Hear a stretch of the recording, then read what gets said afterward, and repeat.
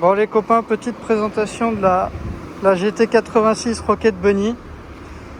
Donc c'est le Rocket Bunny deuxième édition. J'entends par là, c'est que je sais pas si vous connaissez un peu les modèles de Rocket Bunny, mais le modèle de Rocket Bunny première génération, le fender est différent et ici il a des petites ailettes découpées. Donc du coup sur cette voiture vous avez donc le fameux Rocket Bunny V2, donc version 2 qui est fait comme ça avec des grosses entrées d'air un peu comme ça. Je le trouve beaucoup plus propre que la première génération. Le pare-choc avant est comme ça du coup sur la deuxième version. Vous avez des petites clear headlights. Les jantes à l'avant, on est sur du 11 de large à l'avant. En ET, je ne pourrais pas vous dire. Attendez, 10 de large à l'avant, si je dis pas de bêtises. Oui, 10 de large à l'avant. Les pneus, c'est du 255. Et à l'arrière, on est sur du 13 ou 14 de large, avec un pneu en 295. Elle est montée sur 4 combinés Blitz. On peut retrouver ces petits rajouts pour la pluie, le petit ducktail de la V2. Vous avez les phares arrière Valenti. Et après tout le reste se passe à l'intérieur.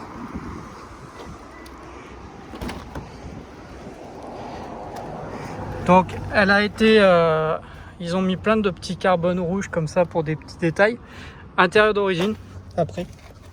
Voilà, vous avez toute la console avec le petit carbone rouge qui fait son effet. Bon, ça c'est du fait maison, hein. On aime ou on n'aime pas.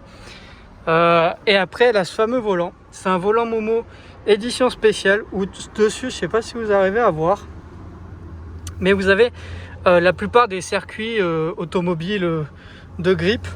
Et il y en a un que j'ai reconnu, c'est celui qui est là. Et c'est le Fuji Speedway. Je sais pas si vous voyez, mais ici c'est les stands. Et c'est la fameuse ligne droite où vous arrivez, virage à 90. Et après vous avez aussi l'angle là et vous reprenez. Voilà, c'est le seul que j'ai reconnu. Donc voilà, la voiture se présente comme ça. Ah si, elle a une ligne... J'ai oublié de vous dire. Elle a une ligne Tomei en titane, complète. Elle fait un barouf pas possible. Au niveau du coffre, hein, pas grand chose. Ça reste basique. Et au niveau moteur, c'est comme ça. Voilà. Elle a quelques petites pièces, y compris le collecteur en bas. Et après, voilou, hein, il n'y a pas énormément de pièces au niveau moteur. Ce qui est le plus important, c'est au niveau de l'échappement. Et là, je vais vous la démarrer pour que vous puissiez comprendre votre douleur. Donc voilà, c'est parti. «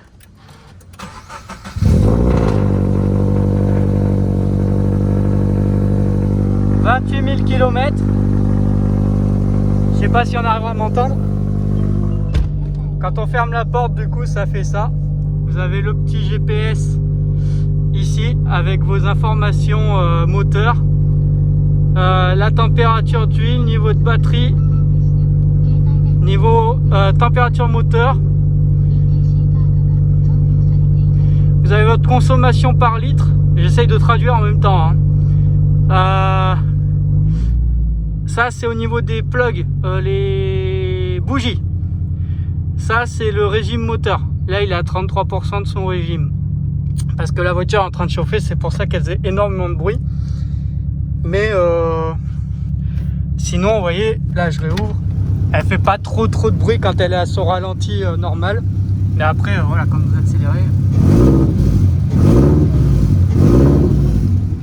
Voilou. Allez,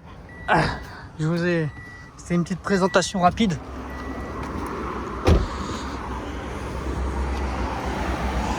Donc voilà, elle est à vendre pour à peu près 24 000 €. Et je pense que c'est un prix raisonnable pour la qualité que...